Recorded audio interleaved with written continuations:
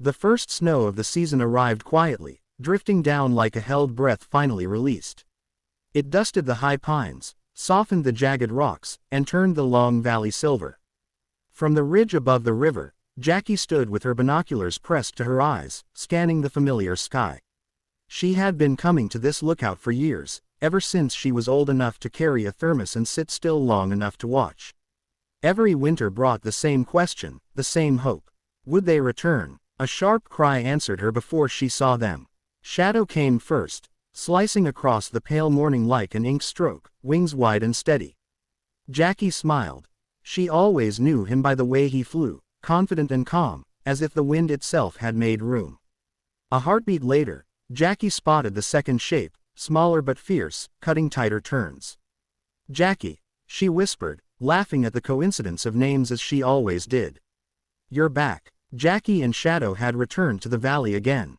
But even in those first moments, Jackie felt it. This season was different.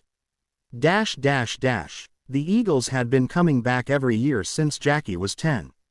The local wildlife center had named them years ago, and the names stuck, spreading from ranger reports to school projects to social media clips watched by thousands. Jackie had grown up alongside them in a way, marking time by their arrivals and departures. But the winter of 2025-2026 wasn't like the others. For one thing, the weather had changed. The cold came late and uneven, broken by strange warm spells that melted the river ice just enough to make it dangerous. Fish patterns shifted, prey moved differently, even the trees seemed unsure whether to rest or keep growing.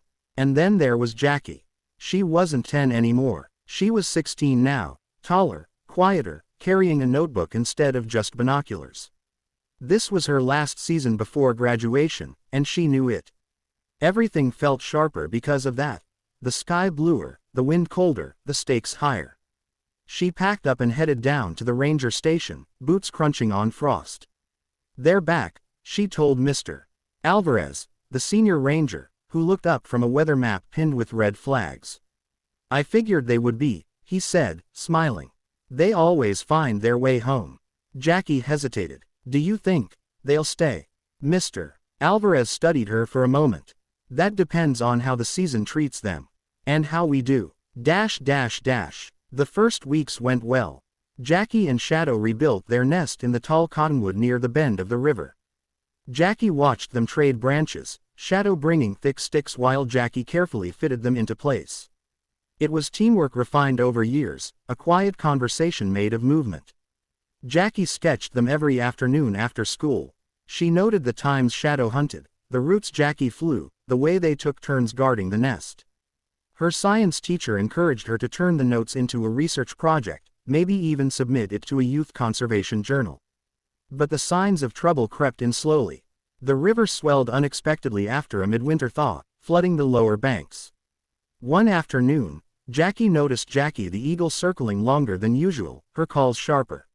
"Shadow,"